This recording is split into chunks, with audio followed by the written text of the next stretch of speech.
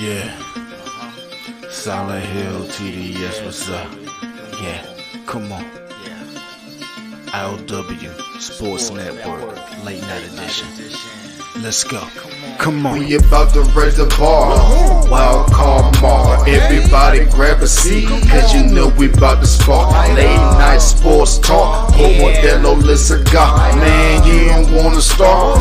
Wild card mar. We about to raise the bar. Wild card mar. Everybody grab a seat, cause you know we about to spark. Late night sports talk. Modelo Le Cigar. Man, you don't wanna start.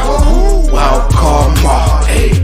L Boogie with the hot flame, ashtray full of top names, little tree for your membrane. This the 9 hour time frame. I just snatched up a 6-pack, got my hands on a lid pack, whipping up a little batch of snacks. Yeah, man, I think I'm all set. Late night, can't sleep. Go ahead and just tap in. Better grab you a cold one, and we about to get some laps in. Wild card on the microphone, he'll hit you with a couple flurries. Y'all need to just strap in for some entertainment sports commentary. About to raise the bar.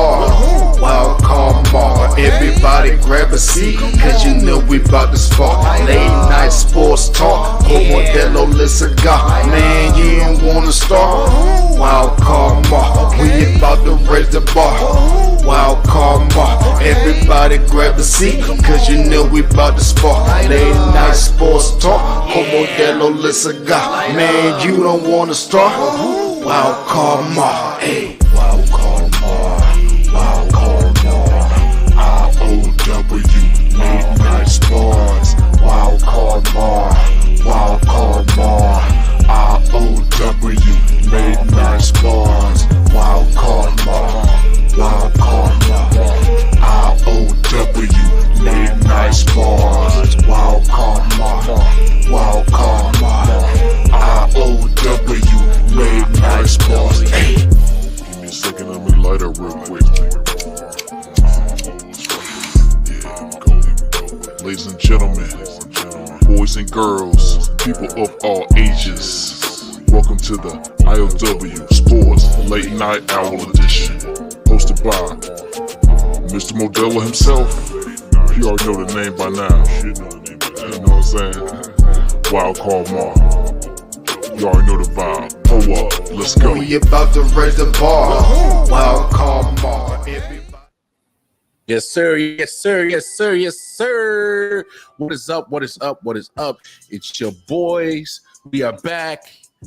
You know, my boy MJ did all of y'all a favor. He was harassing me all day about he's gonna lead the funeral for the Los Angeles Lakers. So we got the funeral coming.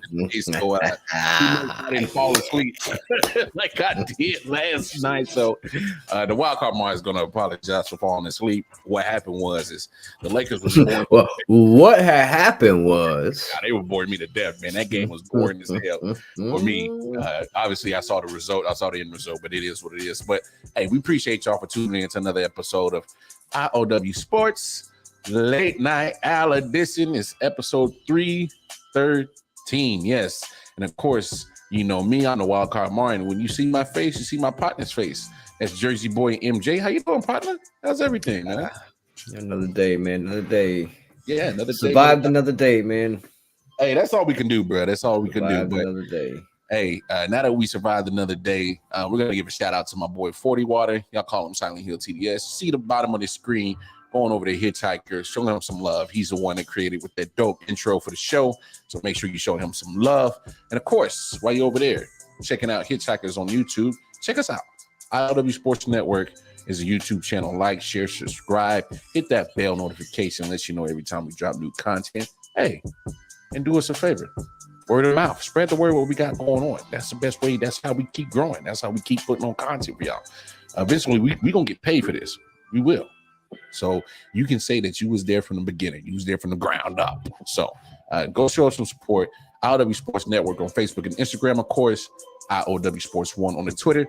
If you want to chop it up with me personally, you can hit me up on the Twitter, KC Wildcard Mar on Facebook and Instagram. And of course, Jersey boy MJ, tell them where they can find you at on IG, my boy. Catch me at m.j.j.1129 at Instagram. Catch me over there. Yes, sir. Yes, sir. Yes, sir.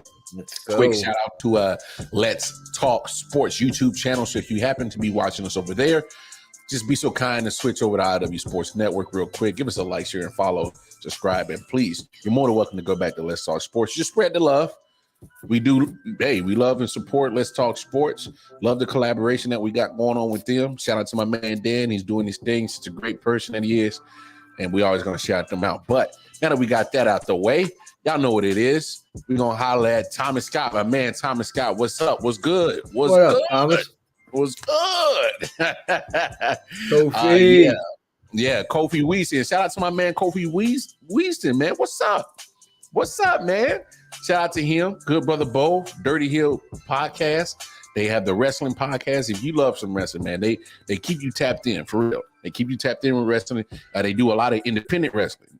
So if you're looking for WWE content, they talk about it, but they're not big and heavy about it. They do a lot of they show up at a lot of live shows for independent wrestlers, show a lot of love to their independent wrestlers. So I dig that part. So make sure you tap in. If you love wrestling, you will love their podcast for sure. All right. Make sure y'all do that. But y'all know what time it is. You know, hey, people were mad at me, dog. I had people in my inbox, dog. They was like, yo, what the hell was your show last night? And I'm like, yo, what you mean? I'm like, my bad. I fell asleep. He's like, nah, bro, you can't do that. I'm like, what? Well, what's the problem? And you know what they said? They said, bro, we need that Jersey boy, MJ, jersey reveal. I was like, yo, my bad that it didn't happen last night. I fell asleep. Don't be mad at me. Shit happens. Life happens. And so it happens, man. But they was in my inbox, yo. They was like, yo, bro, I was ready to guess what kind of jersey you was rocking today. So for those who was disappointed in my inbox, no worries. We here. We back. And you know what time it is. Now, mind you, this jersey's over 25 years old. It's a press on. 25 years old and the press on, huh? Quarterback Hall of Famer. Non-giant. Hall of Famer. Non-giant? Non-giant. Hall of Famer, non-giant. 25 years ago. At least 25. Oh no. I don't know. I'm stumped. I'm gonna go. You ain't pulled one out yet. I know. Non-giant, 25 years ago, Hall of Fame. It's not the Joe Montana. You already rocked that one. Nope. I don't know. I'm throwing spaghetti at the wall, seeing what sticks. I'm gonna go Boomer Science. So we'll see. Come on. I don't know, bro. 25 years ago. Brett Favre. No, Boomer's not in the hall? No. I don't know. Hell no. I don't know, bro. Shit. Nah, I don't know. I'm stumped, but y'all know what it is. It's that time of the night. And there's a reason why I wore it tonight. Oh, there's a reason why you wore it. Just for you. Oh Lord. I feel like this is a trick. I feel like I'm getting set up for something. No fucking way. No. No. I see it already. No. I see it already. Nope. I see it already. Oh, Lord.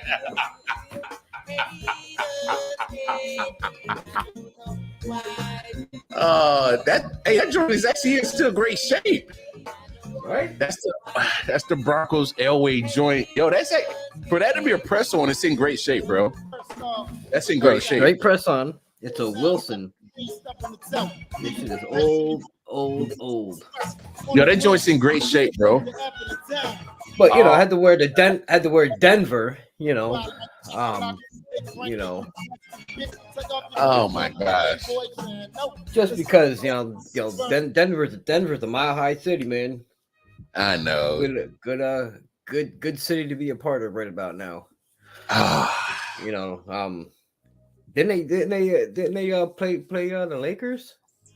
Oh my goodness. I gotta say this, man. It is, John Elway was one of those guys that, man, you hate to go for your team to play that dude. Because if you didn't put the game away, he'd kill you every time. And I'm gonna put it like this.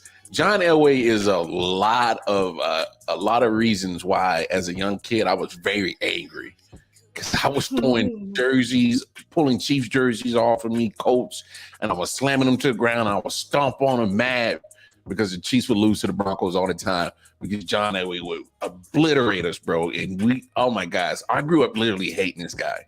Like, real talk. He was one of my father's favorite quarterbacks, John Elway. Oh, no. But you know what's crazy? He's one of my favorite quarterbacks. But I hated him because he used to kill my team every year, dog. He used to kill us. No, it's funny. I'm wearing an Elway jersey and I'm drinking out of the Super Bowl Giants champions pint glass. Not against Denver, but against Patriots. Hey, much respect to John Elway, man. One of the greatest to ever do it. He's definitely on one of my top 5 lists of quarterbacks in NFL history. I mean, he was cold-blooded, dog. I mean, that's the best way to describe it. He was cold-blooded. Walked away with 2 Super Bowls. Played in I think 3 or 4 of them, but walked away with 2. And he did it. He walked out. He walked out of the game on top, back to back. You know, walked out the game back to back. Not a lot of guys are going to walk out the game back to back. He was one of the few that walked out on top, back to back. And man, much respect to John Elway. But damn it, that guy used to cause a lot of heartache in my childhood. A lot of heartache. But as you heard, you know, that's play the music. Play it.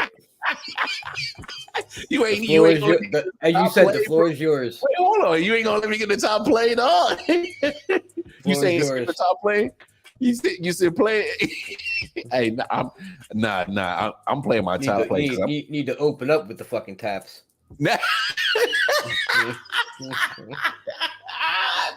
See, I ain't gonna give you that satisfaction, but you owe it to me. You do. But without 2 nights worth of burial. Since you fell asleep last night, get to bury him twice.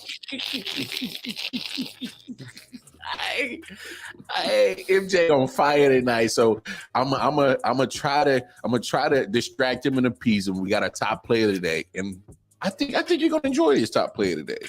You know, I think you're gonna enjoy it. It was from the bottom. Hope it was from the bottom of the 9th. Well, I mean, it's probably not from the bottom of the 9th, but it's a dope top play. Not necessarily exciting, but it's then it wasn't from my team. No. It's an historic top play. Anyway, let's take a look. Garrett Cole. And here's Vavra. Swing and a miss. Strikeout number 2,000. And he's the 87th player in baseball history and the 3rd fastest behind Sale and Pedro. 2000. There it is. Top player of the night. Garrett Cole with strikeout number 2K.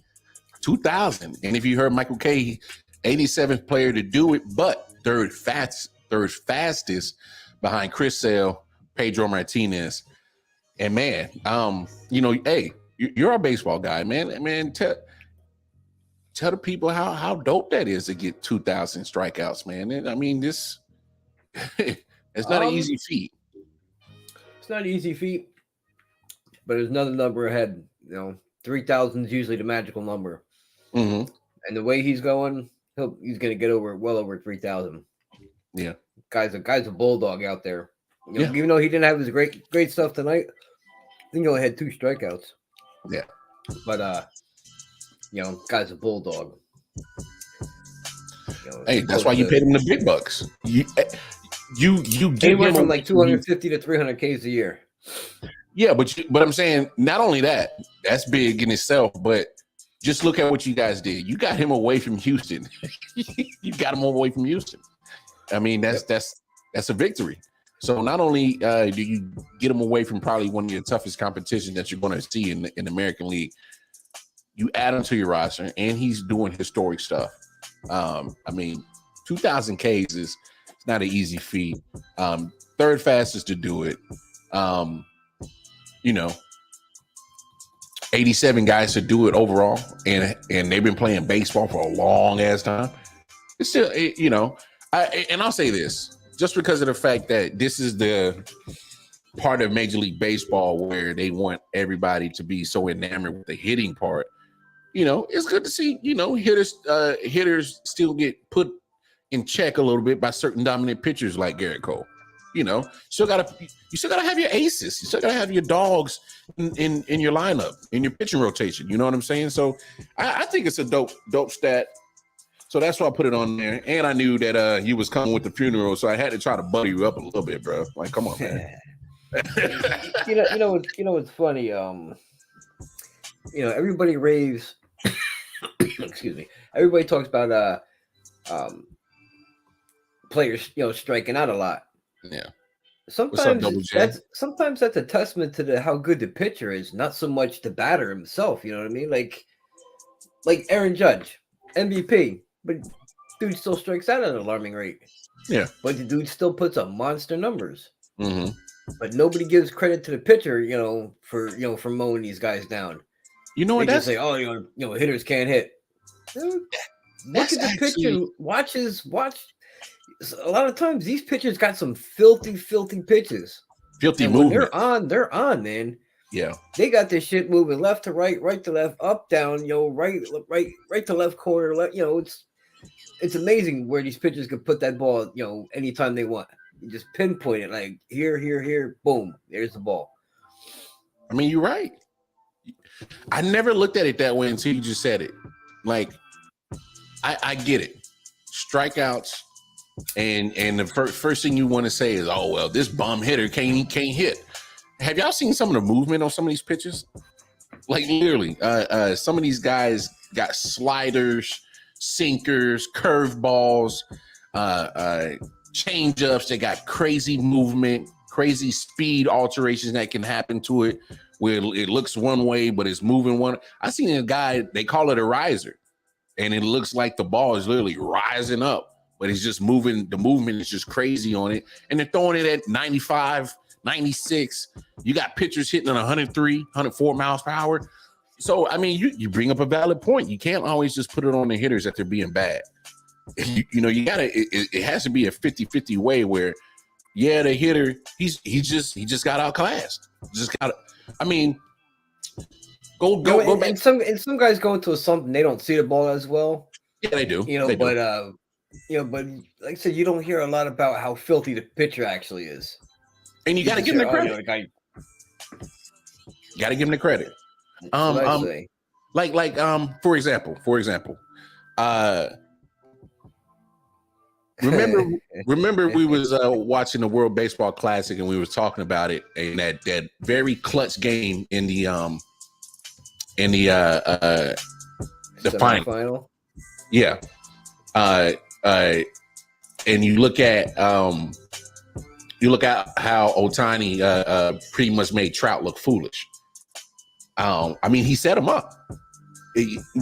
And I mean, you can speak to this. When you look at the relationship between your pitcher and catcher, you're playing almost like a chess game with your hitter. Obviously, they done their research. His tendencies. Does he pull? Does he like to push? How does he hit? Does he strike out a lot? So they're setting him up. And you saw how Ohtani set him up with the fastball, hit him with a slider, and then next you know, Trout couldn't catch up with the fastball. And next you know, Japan is winning the World Baseball Classic. So every pitch you throw is a setup for the next pitch. Yeah. Unless you strike the guy out, but you're throwing like an inside breaking ball to throw his timing off, and then hit him back with the fastball over the outside corner. Yeah, slow it down, change your miles per hour, dip it down by 8-9, then rev it back up again. Throw the timing off, get the eyes going. Yeah, it's a cat and mouse game. I mean. Pitchers are supposed to do what they're supposed to do. They're supposed to strike out hitters. If they can't strike them out, they're at least supposed to get them into a situation that they either ground out or fly out. That's the pitcher's job, is not to allow hits. So MJ, I never looked at it that way, but I think you're onto something. You got to start giving these pitchers their credit. Just about if you're giving hitters credit, got to give the pitchers credit there too. The hitters aren't the only people playing the game. They're not the only people out there on the field. So, but I tried to stall you off enough. I don't think I did quite enough a good job because I was hoping to stall you out to about 59 minutes and dude, we could run overtime. But y'all know what it is. Here it is. We are gathered here today, y'all, for the funeral of those Los Angeles Lakers. Not only did them cats could not win not one game, but them boys got swept. Denver Nuggets.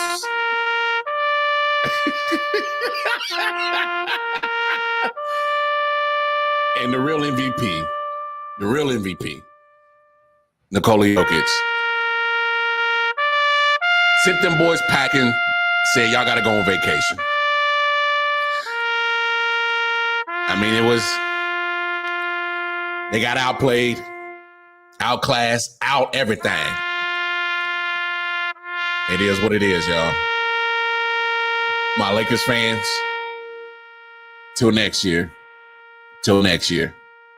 because this year's done. It's done. Oh, man. Hey, man, floor is yours. I'm gonna go ahead and have your eulogy. I'll put the dirt on him and I'll lower the casket. I mean, it is what it is, man. Shit happens. All I have to say is there is a reason why I don't have him in my top 10. There is a reason why. Ooh, you went there. Ooh, I will fight anybody on the top of a mountain over that. Oh my, you went there. My man just got fucking swept. And you gonna call yourself the greatest? You just got swept. And you calling yourself the greatest. Damn.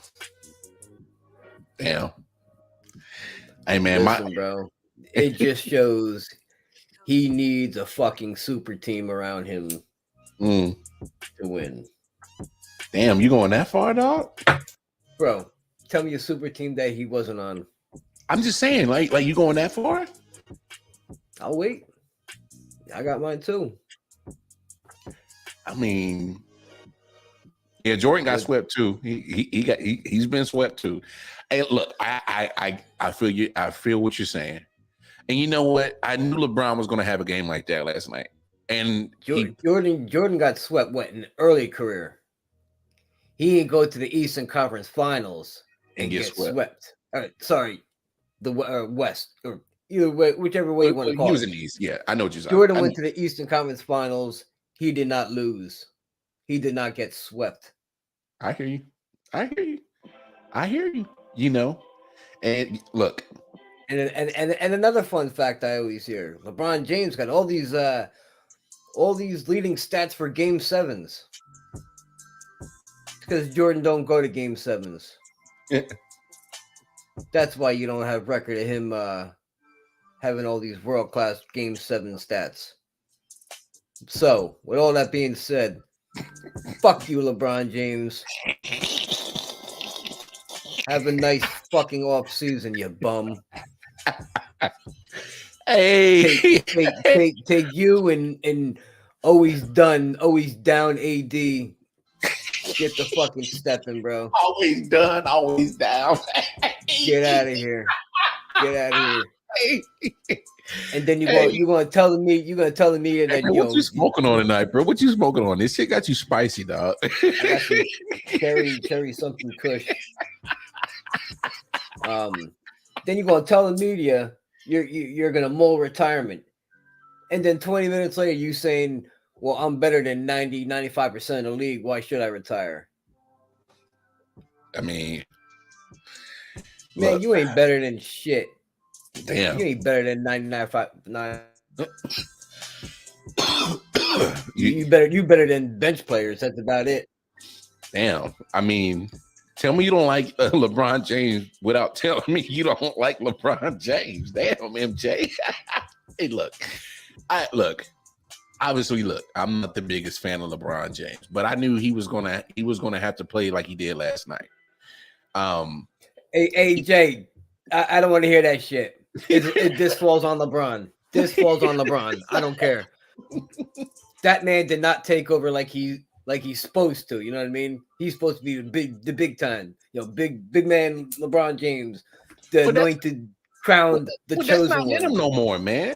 And the reason why is because stop acting like it. Stop acting like it. Stop talking like it. He can only do that in spurts. He can't do that for a whole game. And if anybody watched the Monday show yesterday, me and AR was on. I said the only way that the Lakers are going to win or hold off or have any type of hope is LeBron's going to have to turn back the hands of time and have one of those type of games where he just takes over. But he's not able to do that. His body won't let him. Right? His body will not allow him to do that. And I'll say this. Where was the rest of the team? Where was D'Angelo Russell? Where was Rui Hachimura? Come on. No. Oh, please don't mention D'Angelo. Please don't. No, MJ. Where was Cartwright or Vanderbilt? Vanderbilt is his name, right? Yeah, not Bill. Yeah, Cartwright. Vanderbilt and Hachimura didn't have a good shooting night. AD was, AD was he was okay last night. AD things, Well, I mean, he was okay. He wasn't playing like he normally has or lately in the last couple of months. That because I was. I mean, you heard me. I was giving AD his props that he was actually, pretty much carrying the Lakers the last month and a half leading up into the play-in tournament, and then was playing well for the playoffs for the most part. It was just the Lakers. The Lakers are just not. They're not built to be a championship team. I think they overachieved. I mean, big time. I mean, come on, you can attest to it, MJ. I didn't even think the Lakers were even going to make the play-in tournament. I thought that was the best that they could do was be in the play-in tournament. So they made it to Western Conference Finals. I'm not too hurt that they got eliminated. I think I'm more just hurt that for y'all to overachieve so big that they did, and then by the time you get to the Western Conference Finals, it's like now y'all decide to stop playing and just get broomed. But I can't 100% fault them. Here's some things where I blame fault on Darvin Ham. Why did you wait till you're down 0-3 to get D'Angelo Russell out the starting lineup? Because he's been stinking up the joint. He was terrible the entire series. He had like one good half, I think. And that was it. I don't even think he had I can't even remember a one quarter that D'Angelo Russell was even worth even mentioning in the series. So my thing is I thought early on, I thought game one he had like a good first half. No. After that he was trash. He was trash this whole series. Good. D'Angelo Russell was trash this whole damn series. And Darvin Ham kept him in the starting rotation. You wait till you down 0-3 to make adjustments. Like, come on, you got to be quicker on making adjustments as a coach. I get it. You're a rookie year. Good for you. You done well. You overachieved. Got to the Western Conference Finals. But you got eliminated because you showed that you was a rookie coach. You made zero adjustments. D'Angelo Russell shouldn't even been in that lineup past the second game. Matter of fact, halfway through the first, I would have came out the second half with somebody else in the starting lineup. I wouldn't have put D'Angelo Russell back in the lineup. Nope. Like I got to find a way to use your minutes somewhere else. I don't know, man. I definitely want to use Lonnie Walker a little bit more. I mean, we got to remember Lonnie Walker was a starter on the San Antonio Spurs. He started for Coach Popovich. You don't earn a starting position for Popovich if you trash. Like you that means you earned it. And Popovich is by head and shoulders one of the best coaches in the NBA right now. You don't start for that guy if you're trash. So my thing is why was he not good enough for you, Darvin Ham, to give him his minutes? I'm just confused on some of the rotation things. But look, all right, so look, y'all saw my clip. Even before they got swept, I was in my feelings when they was down 3-0 because D'Angelo Russell was playing like straight dog shit. This is the first time that Anthony Davis has probably been healthy in a long time for a playoff run. and I can't get the best out of him. He's getting wasted. LeBron, I mean, come on, bro. Oh my gosh. Yeah, Schroeder was asked too. They had no defense for Jamal Murray. Schroeder kept going under the screen. That kept pissing me the hell off. So it's like I'm looking at Darvin Ham. It's like, yo, you got to be a little bit more quicker on, making these adjustments. Yeah, Malik Beasley. Where was his minutes?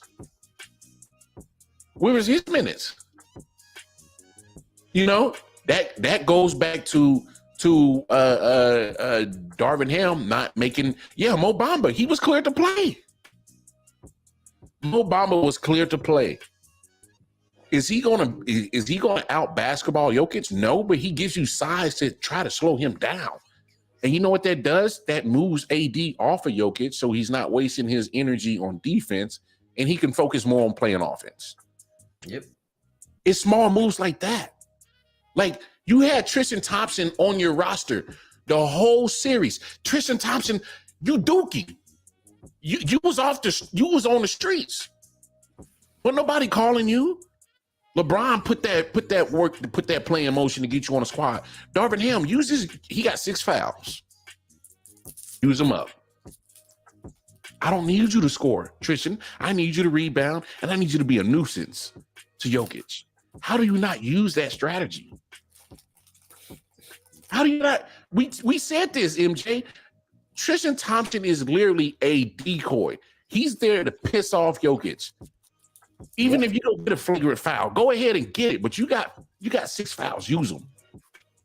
Take Jokic out of his thinking process because he's so focused on being pissed off and want to fight Tristan Thompson.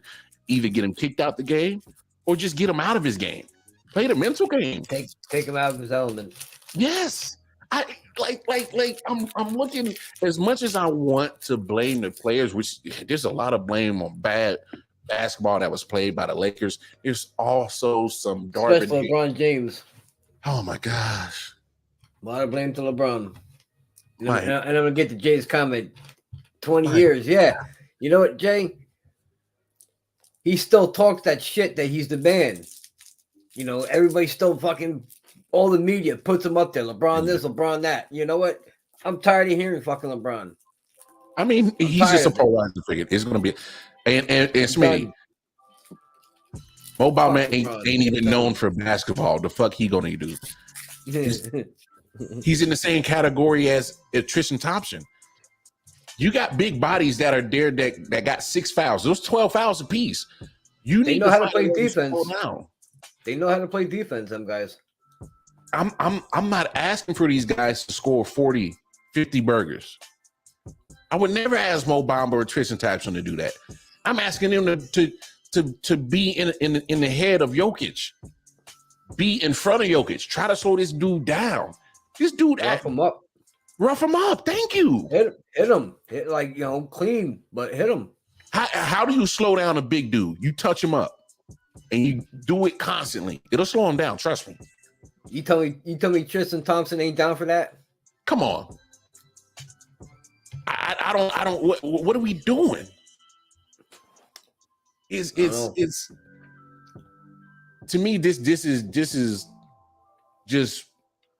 And I said this on the I can't remember whose show I said it on, but when you got a guy like LeBron who's supposed to be the IQ guy, how are you not showing IQ in this series? You showed it leading up to it, how smart your IQ is. I saw what you did against the Warriors. You remember the play when you played them when you was in Cleveland in finals, and you put your guys in the right position. You did that. So how do you not go down? Oh yeah, Smitty, that too. Kevin Garnett had the best strategy. Anywhere Jokic would go, I'm on him. And that's on the defensive side. If he's trying to run that screen, we're running it together. I'm in his pocket. And on offense, I'm running the floor. So yeah, you're right. I'm also right too. You rough him up and you gas him out by running. Beat him to the other end of the court. Make him run. He runs slow enough as it is. Yeah, it's not like he's fast. getting his way. I mean, I'm just confused on how the Lakers didn't, like, when you got a team like the Nuggets who have your inside and your outside superstars at both ends. So you got a great player in Jokic in the inside, you got a great player in Jamal Murray on the outside. So what you do is, that's old school basketball. You're trying to hit you the high-low combo. That's old school basketball. So my thing is, the Lakers are the closest to old school basketball as it is just as the Nuggets. They play defense, try to get inside scoring, but then you all of a sudden you jacking up all these threes. LeBron's, you've never been a great three-point shooter. Nope. Since when? Like, going into game 4, he was 3 for 19, and that was going in to game 4. You're not a big three-point shooter. You're not that guy. You're not Steph Curry. You're not Reggie Miller. You're not Ray Allen. You're not Klay Thompson. I mean, you're not even Andre Miller. And Andre Miller was a good three-point shooter. He's not even Mike James. So my thing is, like, I was just irritated at their strategy. It was it's just weird that they really were just they weren't playing to their strengths. They just weren't playing to their strengths. I give LeBron credit. Goes 4 for 7 last night, but come on. Yeah. Yeah, he's not even Mike Miller. Shout out to play-by-play with JJ. Double J, what's up, my man? How you doing? Enjoy the content. Bottom, that's where all our social media platforms is at. But no, I mean, I was just irritated with the Lakers. Got good riddance. I'm throwing the dirt on them. I'm done with them. It's just time to move on. But before I move on, you must give the Denver Nuggets their credit. All right. And I'm gonna say this now. I'm gonna be honest. You can attest. Hey, you can attest to this. I've been pro MVP Embiid all season because I enjoy the way he plays defense, and he's going to put up high points. He led the league in scoring. Now, I am aware, however, Jokic is going to be your more analytical and statistically better player. I get that. I understand that. He's more efficient. He is. He's not just going to throw up a whole bunch of shots. And the shots that he does throw up, he's going to make, a good amount of them. All right. And we know about the rebounding. We know about the assisting and the facilitating of Jokic. It's world class, especially from that size. But we got to be honest about ourselves. As much as I was pro MVP Embiid, the way he disappeared in the postseason, I'm like, ugh. And the way that Jokic stepped up in the postseason, I'm like, okay. I mean, we got to have that conversation. And the reason why I'm talking about this is because look at the last 3 years of the MVP voting. Jokic has won the last 2, came in second this year. Embiid has came in second place the last 2 years and won this year. So they've pretty much been the two names that's been going back and forth on the MVP, on who's the MVP. And then Giannis is right there with him. Giannis is right there. But I gotta be honest.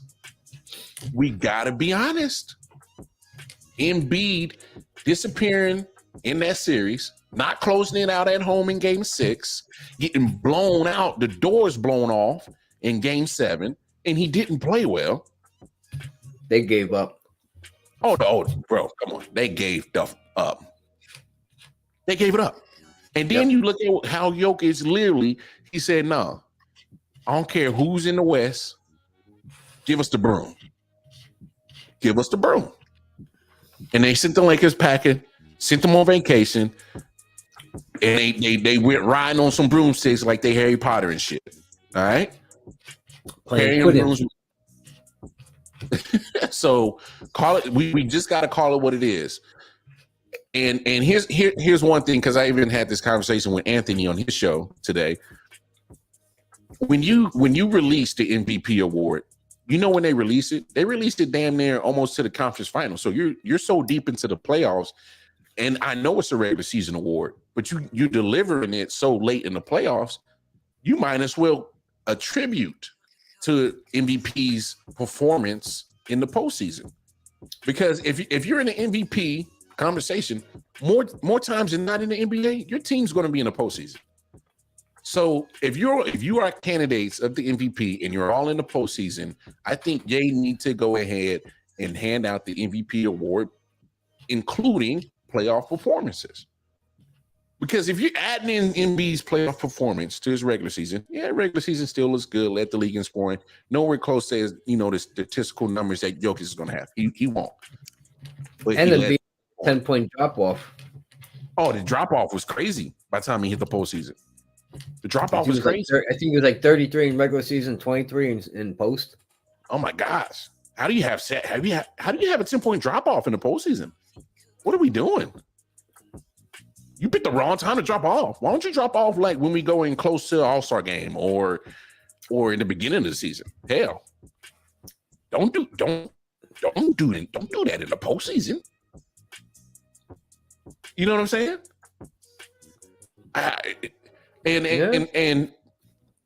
I see your comment, Jay. I can agree with you to a point. And the only reason why I say that is because we also got to look at another thing with the Nuggets. Michael Porter Jr. was healthy. Jamal Murray was healthy. You haven't seen a healthy Jamal Murray and a Michael Porter Jr. to go along with Jokic in the playoffs in what, 3 years? 2 years? Been a minute. So we got to give the Nuggets. Then Aaron Gordon was playing a role. Aaron Gordon played his role. So we can't. I agree with you, but I also got to add on to the fact that Jamal Murray and Michael Porter Jr. were 100% healthy for a playoff run, and we haven't seen that from the Nuggets. Dude, Jamal Murray was unconscious. Oh my gosh! Oh my gosh!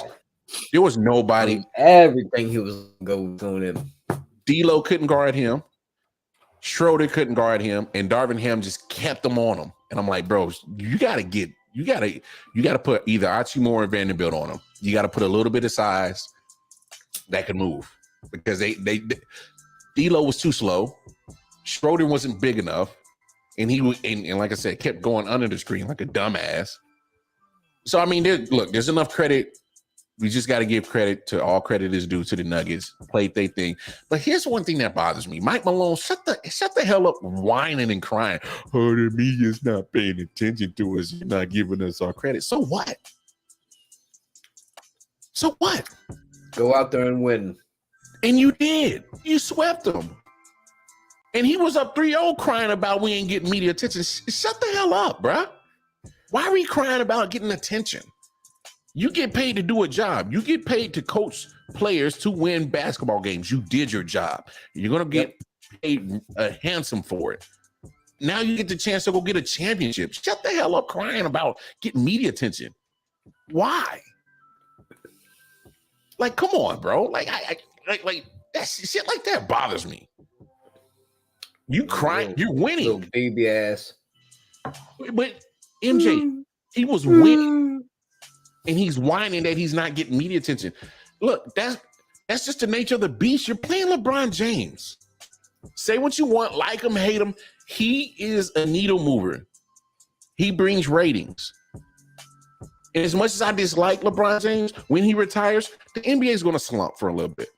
You know why? Because there's no true player that is even on the level of LeBron James that can even come behind him right now in the NBA.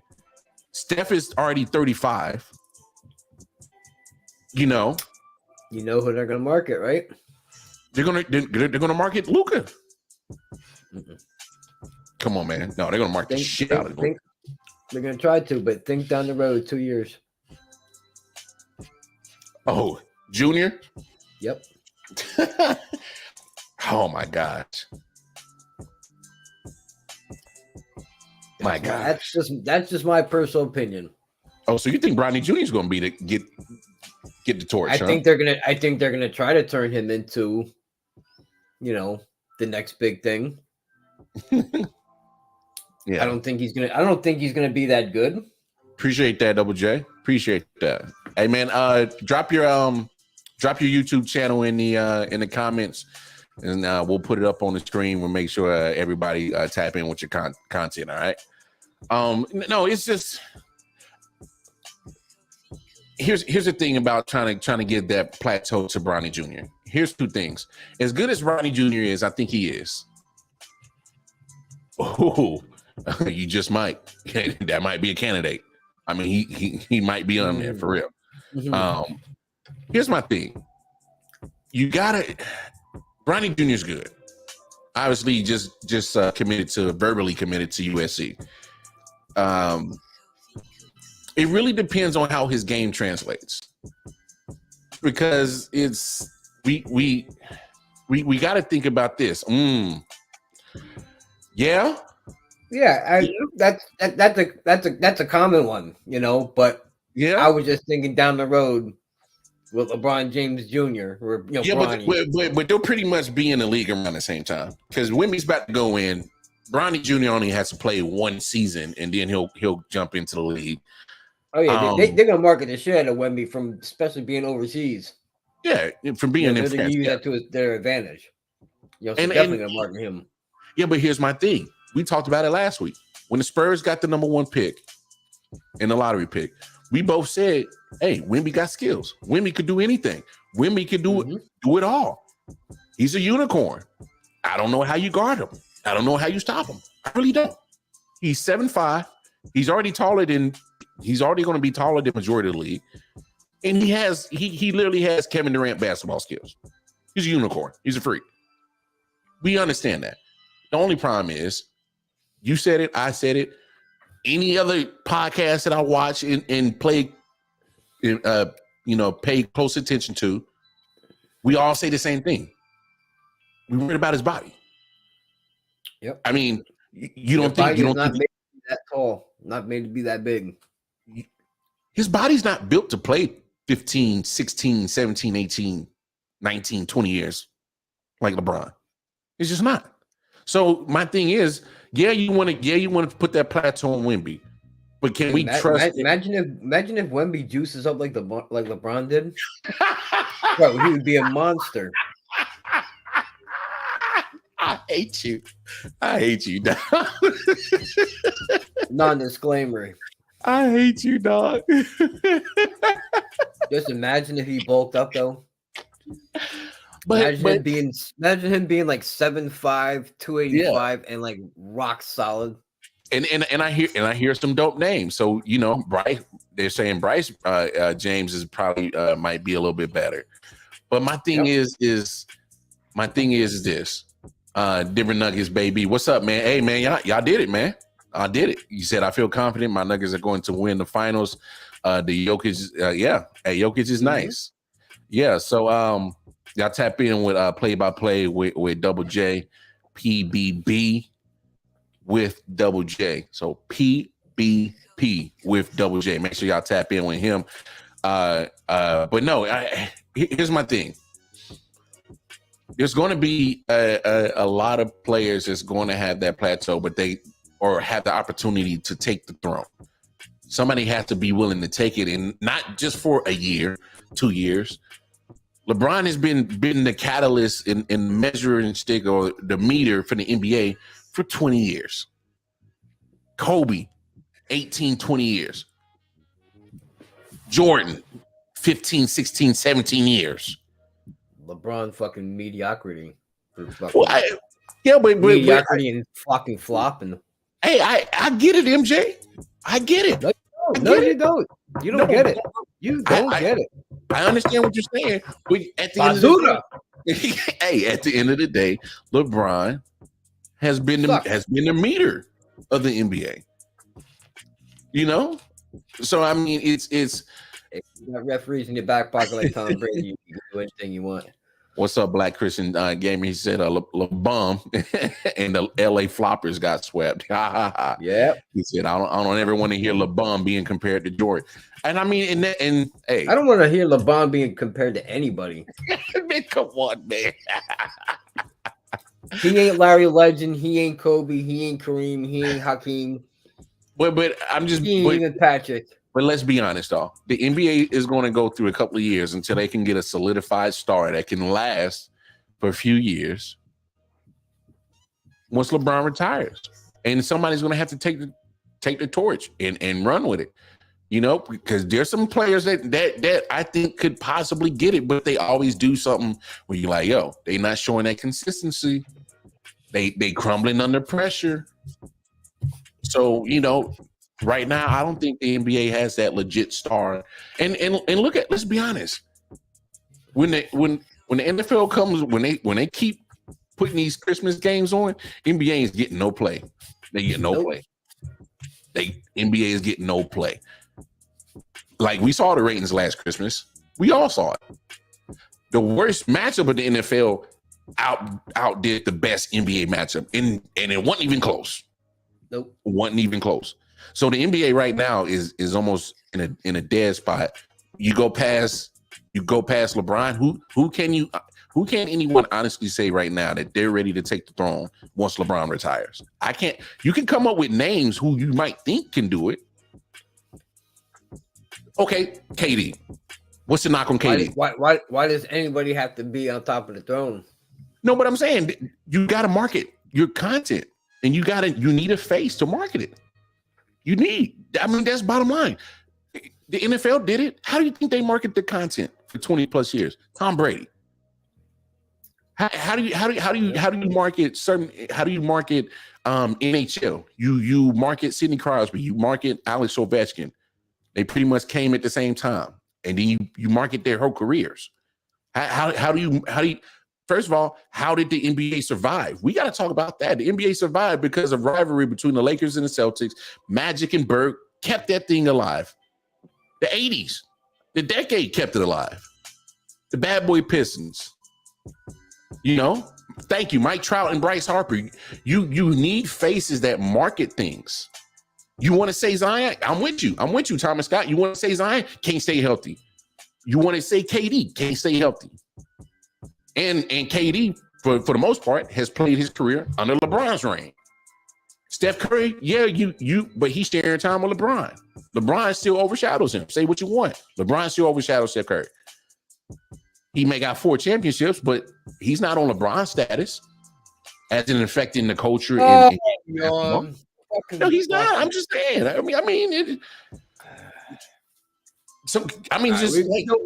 done with LeBron. Yeah. I'm just saying. At the end of the day, you gotta have a face, or some top dogs that you can market your content on. LeBron's a marketable piece, and it's easy to push that game with him. All right. Well, since LeBron's not gonna be a face anymore, can you play the task for him? Wait, hold on. Hey, here's the thing about Nikola Jokic. Yeah, he got 2 MVPs, just got runner-up. I think he should be the face that you market the thing. But won't be. He won't be because I'm gonna be honest. You gotta speak English. I can't even understand what the hell LeBron is saying half the time. And that's not me being funny. That's just he's got to be more personable. Yes, your game your game got to be there. Jokic got the game, but when you trying to promote your content, you have to have not only the game to go with it. You got to have literally the thing that makes people marketable. And if I can't understand what the hell you're saying, how can I market that? Jokic is still not great at speaking English. That's not me being funny. That's just being realistic. How often do you see Jokic in pressers? You may see him every now and then. He's really not a talker to the media. You know what I'm saying? Why not his Giannis? Game's not flashy. Why not Giannis? Giannis. They're going to try to Giannis. You see, he's got his Google Pixel commercial, so they're trying. He's trying. Giannis is trying to be that guy. The only problem is Giannis still has to get a little bit more proficient with his English, because sometimes I still can't understand what the hell he's saying. And not only that, I love Giannis, but he still got some serious flaws to his game. You clog the paint, you can take Giannis out the game because he can't run over everybody. He's not going to get a blocking call every time. some of those cars gonna go a charge eventually. So my thing is like LeBron made a career out of it. Hey, Giannis he's not on LeBron status yet. He's just not there. Yeah, he better. I mean, I don't know. It's just weird. Do. Well, I mean, I agree with you. That's what I'm thinking. Jay is, and that's kind of what you're going to see when LeBron goes away. You're just going to see a collective unit of faces. Yeah, I think we're going to do overtime because there's a couple of things I definitely want to talk about. So enough about him. Eastern Conference Finals Game 4. So the broom did not happen to the Boston Celtics. And me and MJ were talking about it later. Yes, Giannis has no bag. Yeah, he's pretty simple. So yeah, you actually are agreeing with me. I know, I'm actually a Lakers fan, and I'm not delusional. I'm just being real. They weren't gonna. I actually picked the Nuggets to win in Game 7. I thought that the Lakers would at least have enough fight in them to try to push it to 7, and they had no answers for nothing. So I mean, yeah, but no. So me and MJ were talking about it. We were laughing because we both saw the quote.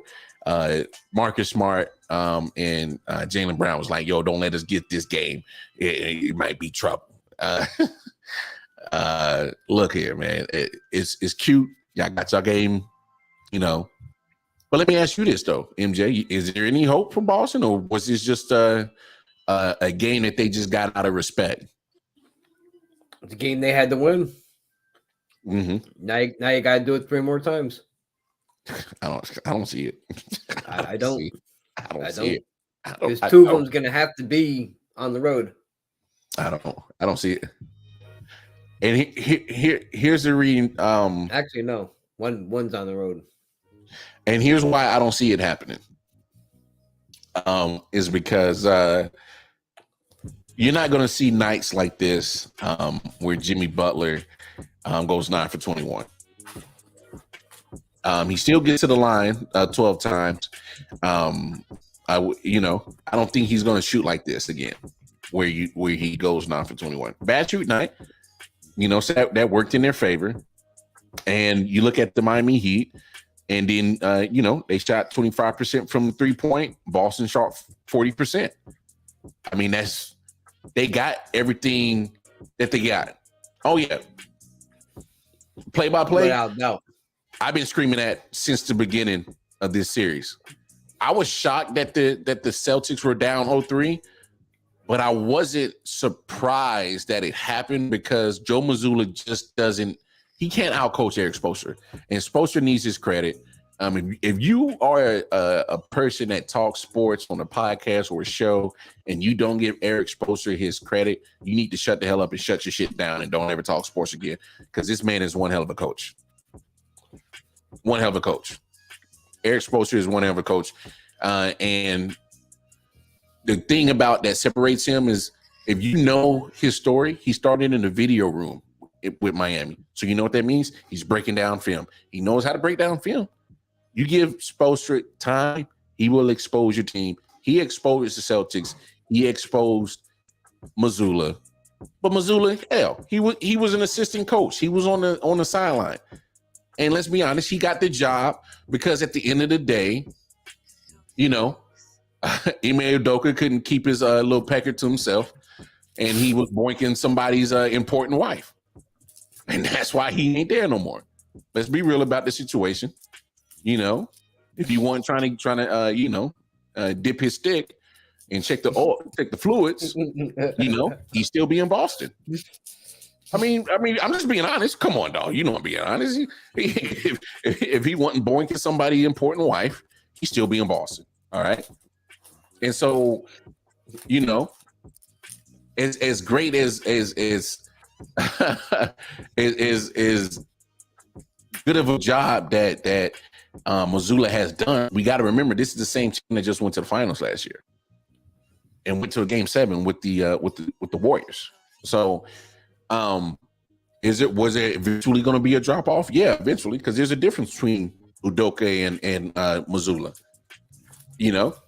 If Mazzulla was so much better, he would have got the job initially, right? Yep. He was an assistant. So I mean, I didn't like that matchup from the beginning of the coaching of Missoula versus Spoelstra. Missoula was outgunned in the coaching department right there. So everybody's outgunned against Spoelstra. Well, for the most part, yeah. The only person that'll top Spoelstra right now is Pop. That's it in the NBA right now. That's it.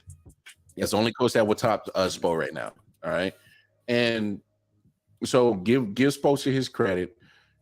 He has them. For me personally, I think that he should have tried to find a way, come around from not letting Jimmy have those many shots tonight.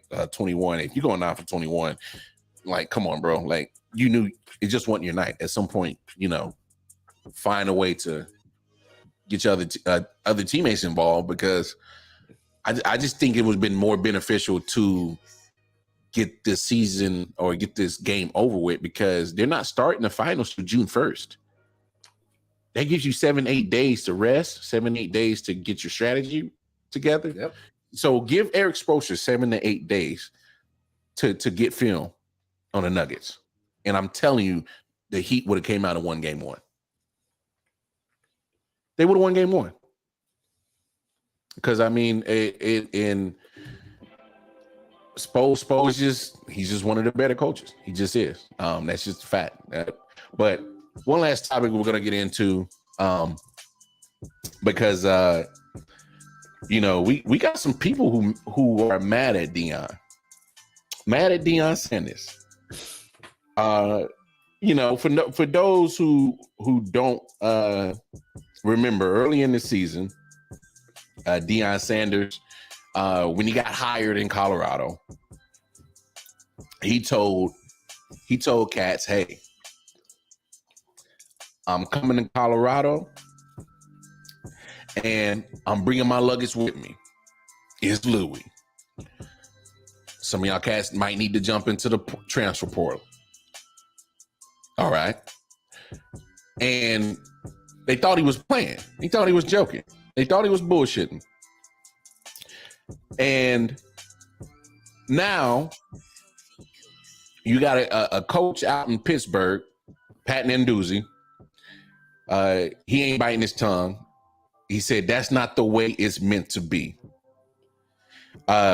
We'll see how it works out, but that to me looks bad on college football coaches across the country. So he's not a fan of Deion dismissing or pretty much telling people to jump in the transfer portal after the spring game. But I want to play this clip because we got Joe Klatt, who covers, he covers college football. And he had this to say about the whole Deion Sanders situation. Let's take a listen. It makes me hold on. There we go. No. Makes me Deion Sanders gets hired at Colorado. And just like every new head coach, he's going to go in there and evaluate what's on the team, whether it's prior to spring ball or during spring ball. You have to evaluate what's on the team. Guess what he evaluated? Guess what he saw? Guess what he looked at when he turned on the film? He saw a 1-11 team, but it wasn't just a 1-11 team, because we've seen teams go winless and, be a 1-win team before. He saw a team that lost 10 games by at least 23 points. 23. 10 games, not 5, not 4, 10. 10 of the 11 losses by 23. 1 of the 11 was a single-digit margin. Arizona, they lost by 8. Did you know that in the Arizona game, Colorado trailed by 22 going into the fourth quarter? That means that their point differential was the worst in the FBS and certainly in the Power 5. Worst in the FBS, but just in the Power 5 by double the next closest team.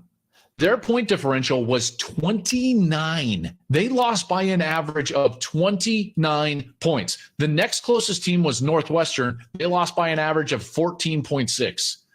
Wow. That's basically double. That's crazy. Basically double. He's got one of two paths. Go in there and say, I'm just going to coach those players better impossible. I'm just telling you, impossible. Look at that. 29, an average of 29 point differential. Or you can turn over the roster, which is totally within his purview and within the rules.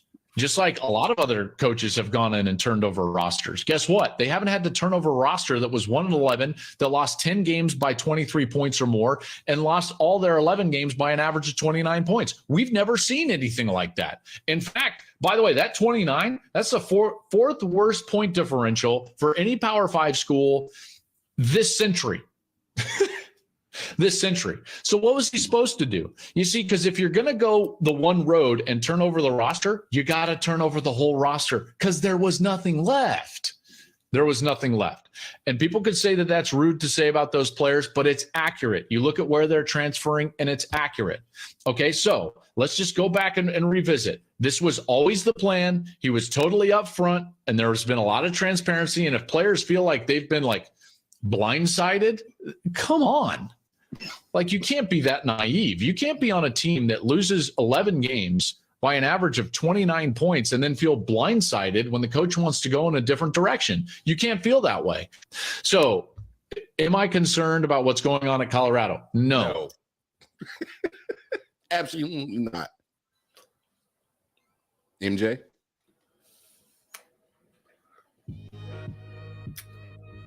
I mean, the man hit every point. 1-11, we knew that. But the point differential, I didn't know all that. Bruh. 29 points. You're losing by 29 points on average. Did these dudes really expect to contribute this upcoming season after just getting your ass embarrassed? I guess they thought they was headed to the national championship this year because they got Deion. I guess. I'd like to know who they beat. I'd like to know what AA team they beat. Bruh. Because when you lose by an average of 29 and you win a game, I'd like to know who the fuck that was. That coach should be fired to losing to Colorado last year. Cheyenne State of Montana or something. But I mean, look, here's the deal. Every coach is in their right to, however they see fit to take care of their roster. I mean, the whole point is to upgrade and get better, right? They were 1-11. What? 1-11. Where in your right mind do you? I don't even think you got enough film in that one win to even get you recruited. That's why I said they had to beat like Cheyenne. I'm telling you, like some like San Francisco University or something. I don't understand why everybody like Pat Nanduzzi, who is in Pittsburgh. You're in Pittsburgh, sir. Why the hell are you worried about what the hell Deion Sanders is doing? You talking about it looks bad on college football? No, what looks bad on college football is 1-11. That looks bad. The fact that Deion said, and here's my thing, we're not gonna do this. We're not gonna do this, media. And what I'm talking about is we're not gonna do this, media, as Here we go. Time to get. I'm just saying, when Deion does the same thing that these coaches have been doing for a long time, y'all not gonna try to scrutinize this man.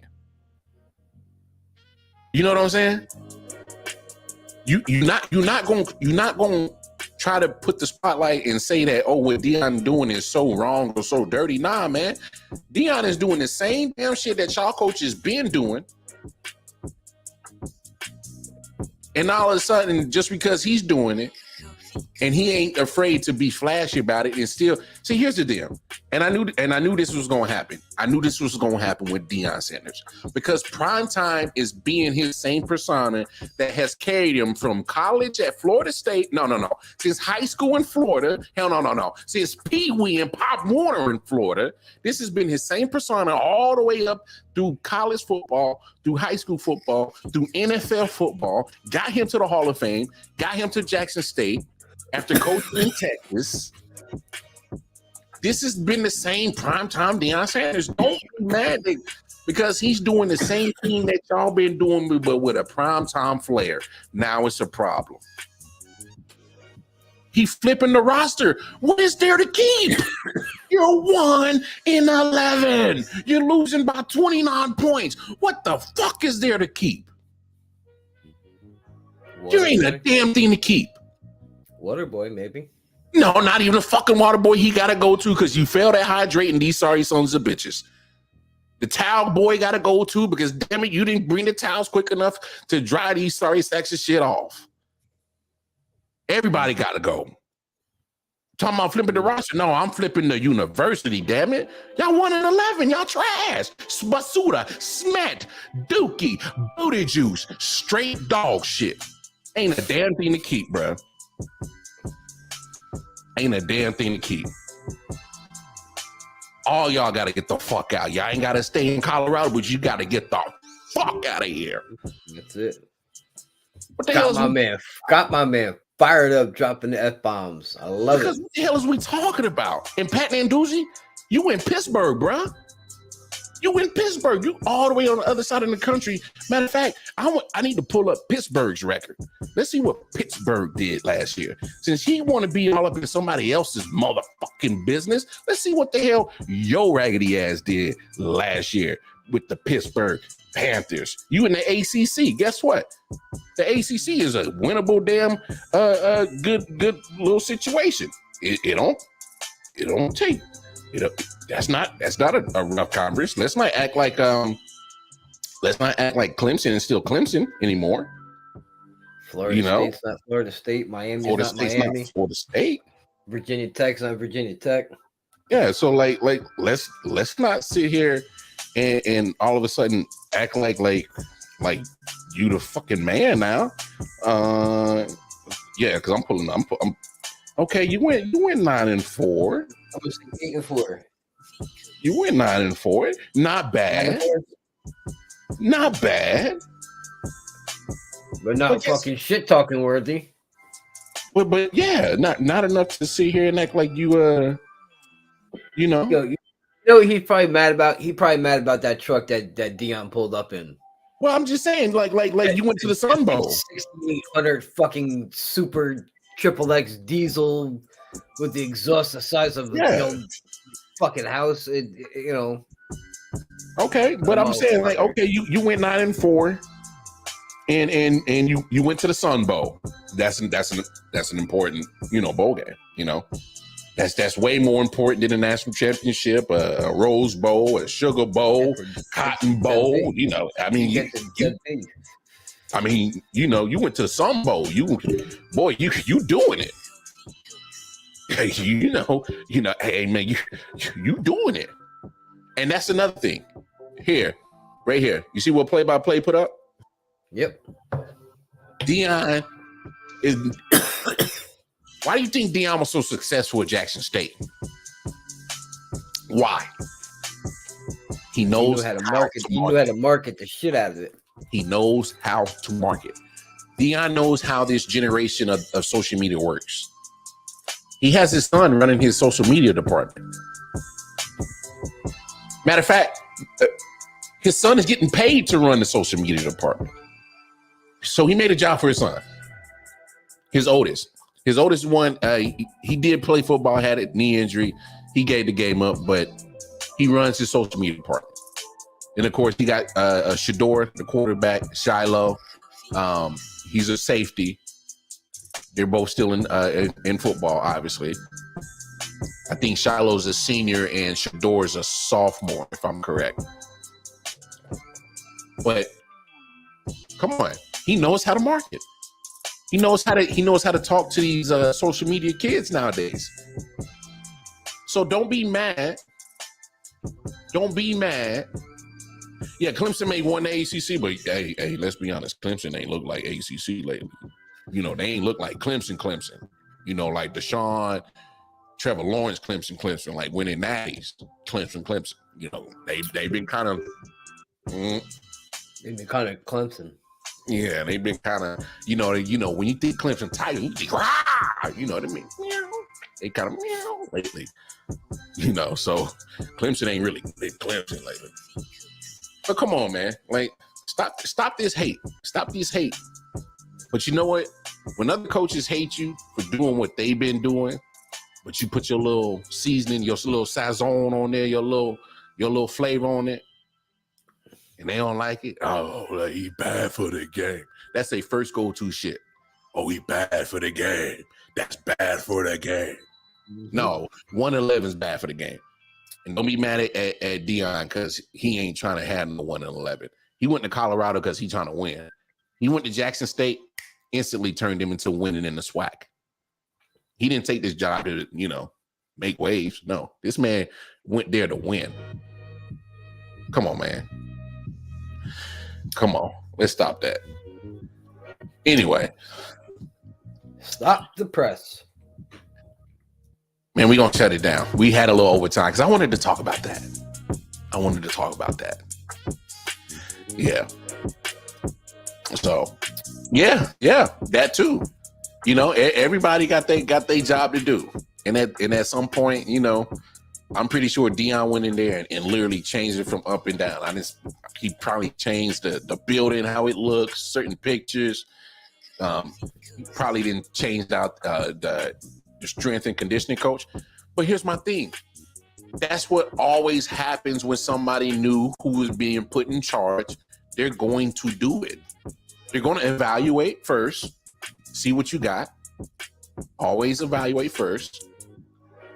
Then 2, you're gonna make moves, and that's either 2 things: retain or let go. Retain or let go. It happens everywhere. It happens at jobs. Matter of fact, I've been a victim of it. I was working at a restaurant one time, right? Doing my chef thing, and they bring in a new sous chef, and it was odd because they don't bring in that many sous chefs at one restaurant. And the regional manager comes to me and says, "You have nothing to worry about." Well, what you mean? Why you telling me this? I ain't got nothing to worry about. And so they bring in a new general manager. He cleans house. I get fired. I've been fired before, guys. Yes, I've been fired before. And so that was because he evaluated my performance, but he wanted his people. It's not like I wouldn't. Come on. It is at the end of the day, when people come in to change something, he's coming in there to change a culture. You know what culture he's changing? A losing one, a 1-11 culture. Yep. You got to change it. And you got to change it by any means necessary. That's just the point of it. Because he has jobs. He has a job. Because Deion Sanders goes in there and does a 1-11 job next year. You already looking at Deion, be like, this guy. Like, you talked all that shit, and this is what you bring to the table? Yeah. You got a job to do, and you got to get it done. Any means necessary. So it is what it is, man. Hey, man, we appreciate everybody tapping in with us. I'm glad we was able to get on the show tonight. And you know, speaking of taps, I'm glad you enjoyed the funeral tonight. Play it one more time. One more. Wait, I got to play it one more time for you. Really? You got to, man. Like, not the whole thing, but you know, it's like music to my ears, man. I can't with you. Music to your my ears. soul. I can't with this guy. I'm just gonna hold the Denver right here. Oh man. Ladies and gentlemen, as we close out tonight, the death of the Los Angeles Lakers, they got the broom put to their asses. It was a sad situation for all Lakers fans. Fuck them. But now our suffering is done. We do not have to suffer no more because days gone. And y'all Good boy, LeBron James. All the social media on the bottom. No more Anthony Davis. Damn it, LeBron. Damn. We'll see y'all tomorrow, y'all. Peace and love. Tap in with us Monday through Thursday. 11 p.m. Eastern Standard Time. I.O.W. Sports Late Night Hours. Sports Edition. All right, people. We out. Peace, man. Peace and love. Y'all have a good Wednesday.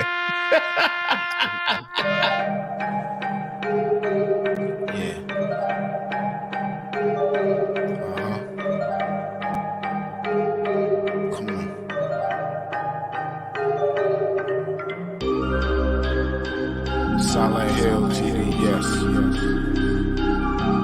Hitchhikers.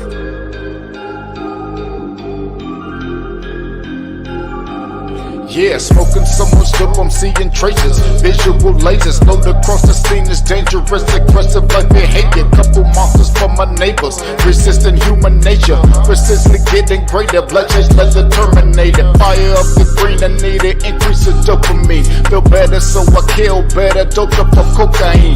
Roaming like I never had a home, so I'm all alone. Smoking bones down the chromosomes till the filter's gone. Suffocating under heavy pressure, the signature marks are the cornerstone of a nigga that's ready to spark. Like the pathway through the treacherous, wonderful dark. Searching for a lost spark, curators of a lost art. Desperately holding shit together until it falls apart. Blood stuck to pulling the water, just waiting on the shark. Love is the deadliest game, but I'll just massacre your heart. Tearing at your body, wondering how did we start from. Man, I think a nigga about to spaz out, cause I don't give a fuck no more when I'm down to my last night. Then I ran out of luck, feeling look down, about to pass out. Speeding down the highway in this challenge, and pray to God I don't crash out. Dump the ash out, give it all up on the cash out. Make every second count, I just wanna see that ass bounce. Bitch, what you talking about? Drop dead, delete the part of nigga, watch your damn mouth. You don't wanna get me started. Go.